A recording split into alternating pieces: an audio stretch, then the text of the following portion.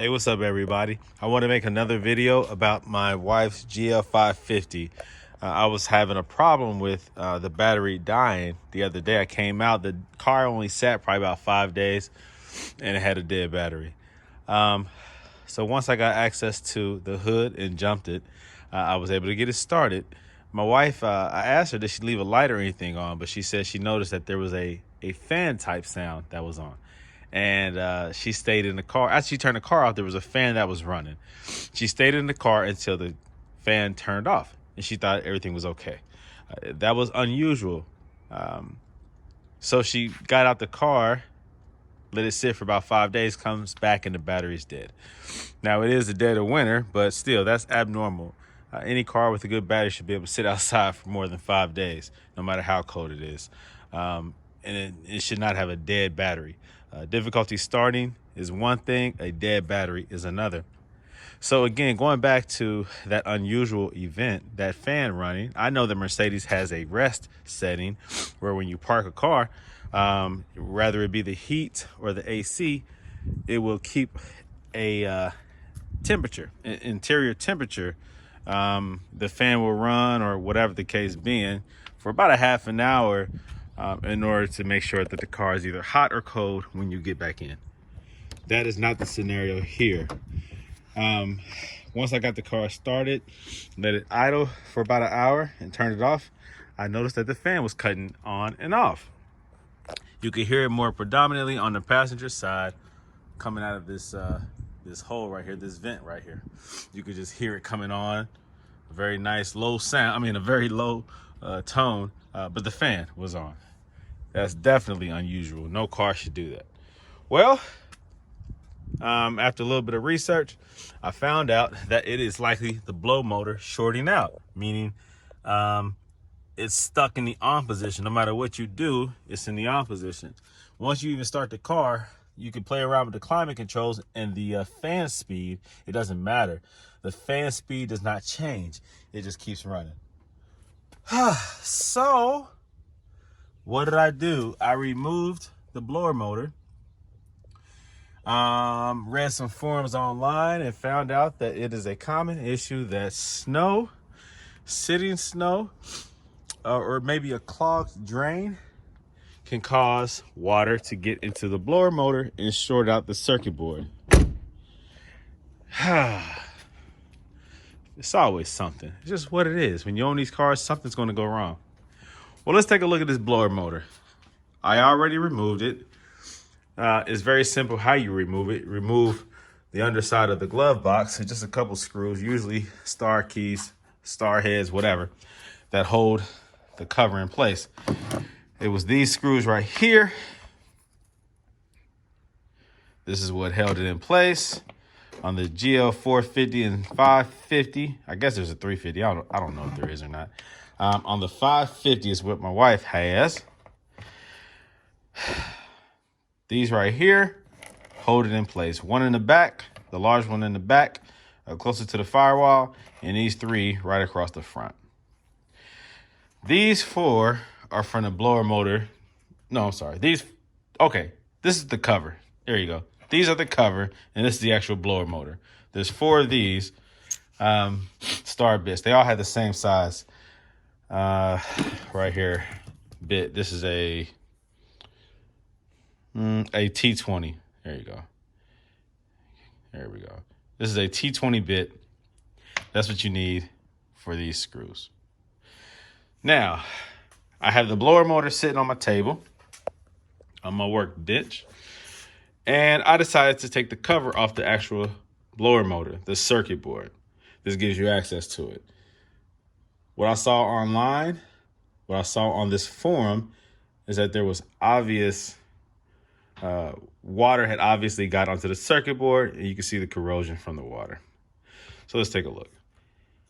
Oh yeah, there's two screws here, 1, 2, and then there's two little locking clips that you have to release right here and right there. Okay, here we go.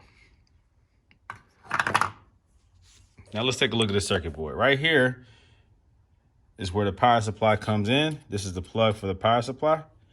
And you see right here, you have corrosion. That's obvious. So water definitely was getting in there. You see corrosion right here as well. On this transistor right there, on this little black thing right there. And you have it on the, let me see. You have it on this one too. Alrighty. So they say that there's contact cleaner, circuit board cleaner that you can use to clean that up. It's worth a try. I already ordered another one because, well, I can't have my wife driving around in the wintertime with a blower motor getting stuck on. What it's going to do is kill the battery.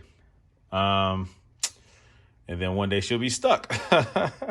She won't be able to start her car. Won't be able to get inside the car. Got to pull a little metal key out to get in the car. And half of the time that doesn't work because most people who own Mercedes don't even use that key. So when you put it in, it jams up, does a turn. Then you grab some pliers and use it to turn. And then you wind up breaking sometimes the locking mechanism, or sometimes you break the key. I've done all the above. So how about we just fix the problem? You know what I mean?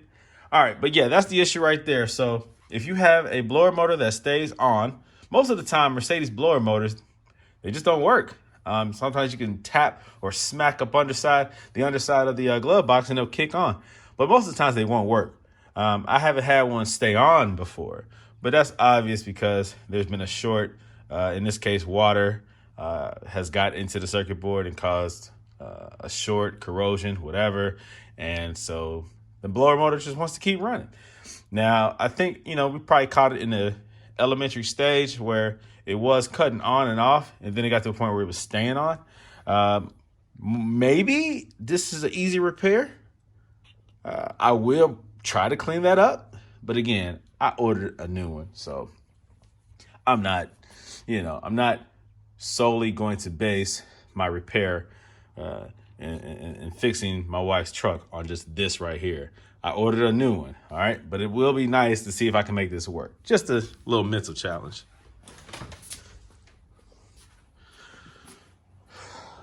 Let's see here. Another obvious sign that there was a leak. Oh, it's already in here. Sorry about that. Another obvious sign that there was a leak is the cover itself has this material right here on the underside. So this is the up under the glove box right here. And this stuff right here, well, this is where the blower motor sits. This was obviously wet. See that? Doesn't seem bad on the top, but this is where it was dripping down. And if you lift up this foam padding, whoa, there you go. Look at them stains, right? So that's obvious that there was a drip. And it did it long enough where it turned, it created an issue. Now, I believe that it's blue. You would think that maybe that's windshield washer fluid windshield washer fluid, or that could just be the discoloration because of the corrosion once that water hit that circuit board, which is probably what it is, but really, does it matter what it is? The fact of the matter is water got into the blower motor. They say to change that filter also. I guess there's a blower filter. There's some type of intake filter that you have to clean out also, because that could be saturated or damaged or worn out or whatever, because this shouldn't happen. They say with snow sitting on the hood, it often happens. Well, the car gets rained on. How many times throughout the year? How many times does it snow? I mean, if that's the case, it should happen as soon as you buy the car in the first snow. That should happen. But obviously, there's some type of aging or wear to something that has become compromised, allowing water to get inside. So I don't think it's just because it snowed. Okay, I've been going through how many winters so far with this vehicle, so I don't think that's the problem. So I'll take a look at that filter situation and see what it is that needs to be replaced. But some type of air filter of some sort. And I know that these Mercedes do have some type of filter right here, because when your car starts to stink, oftentimes you got to change that filter. All right, that's all I have right now, man. I think that'll resolve the issue. Definitely a replacement part. They cost about $120 online, unless you go with the Mercedes brand, and then it's like $400-$500, which I don't do. I've replaced probably 5 blower motors since I've been buying Mercedes. So it's a common maintenance, repair. All right, so until later on when I have a better video or something I guess I don't think I'm gonna make a video of it being repaired because it's pretty simple and self-explanatory. But when you do remove that blower motor, make sure you're careful with the plugs. Don't yank them. Take your time. There's a CAN bus plug or something that you have to remove that's attached to that lower panel. There's in this car, there's a cigarette plug that you have to unplug. There is the light plug that you have to unplug. And there's, of course, the blower motor connection. That's the power supply. Then this right here is the communication port or whatever, where you get the signal. All right. So 1, 2, 3, 4, 5, I think, plugs. So just be careful when you disassemble this. This also was zip tied. The wire harness to the power supply was zip tied there. So make sure you have some wire cutters. So just take your time, and there you go. And there's actually corrosion deep down in there as well. Let me pick this up. Down in here, there's corrosion as well. So to properly clean this thing, you have to really remove the whole circuit board and clean the underside as well, which I don't know how to do. I mean, this gives me something to play around with, I guess, for the time being. It's going to be a few days before the other one comes. But the point is, if you're going to take this thing apart and clean it and try to restore it, then do it the right way. There's a lot of corrosion right there.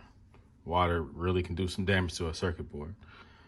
Sometimes it's permanent damage. Sometimes things can be repaired, fixed, and made usable again. But you never know until you try. Oh, well, there you go. Off camera, I just pried it up a little bit, and now here it is. Came right off. So, look at that corrosion. Woo, wait, look at that. Yep, so this is a direct connection to the motor itself. These 4 prongs right here, they have a corrosion on them a little bit. This one, probably the most, these 2. Well, you know what, this one too. Whatever. But what communicates to that, the signal that goes there, that regulates the speed, that's the problem. Not that, this. I wish they just sold these separately if you have a good motor but a bad circuit board. Anyways, so you see how bad that corrosion is right there. So that's causing it to jump right there, to short out and bypass the input signal. You see right here, it's stuck in one mode. This is the input signal right here that regulates, almost like a potentiometer, where it regulates the voltage and the current. So it's stuck in one mode. As soon as you turn it on, it just goes at one speed and it doesn't change no matter what your input is from the climate control. So obviously that's a problem. So voltage to it is automatic and the speed is predetermined because it's jumped. That's fixable, I think. We'll see. Okay, everyone, so I wound up cleaning up that circuit board. I used the same chemical that you would use for your mass airflow sensor. I used that type of chemical and a toothbrush. I cleaned it all up. Be careful putting too much of the chemical on there, though. Do it sparingly because you have that wax coating on your circuit board, and too much of that stuff can start taking away from that wax, and that wax is a protection for all that, for the whole, for the circuitry on the circuit board. So you don't want to remove that wax. It will become a little tacky, or not so tacky, but it will start to eat away at it if you spray too much of it on there. And you want to leave all that wax on there as much as possible. Anyways, so I cleaned that up, put it all back inside, reconnected it. Before I go ahead and put the cover back on it, I went on ahead and started the climate control.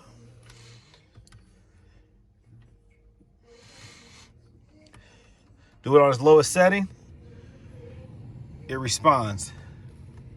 Next setting. So that is what it's supposed to do. Before, it would not respond to any input, and it also will stay on a preset speed. And again, as I pointed on the circuit board, that was because the circuit where the signal that determines how much current will go through, which thus affects the speed of the motor, the blower motor, that had massive corrosion, which caused it to short out. And so it bypassed whatever input I was giving it to whatever circuit was already jumped. Okay, so now everything works. So I did buy another one, and it is on its way, $120. But for the time being, this one works. I fixed it. So we'll just roll with this one and probably keep the other one as a backup. How about that? Or I should just send it back and get my money back. But I think it was, I got to pay for return shipping. I got to pay for the, it's not free returns. I got to pay for the shipping to return it back. So I'll take probably like a $14, $15 hit if I send it back, but I might just keep it.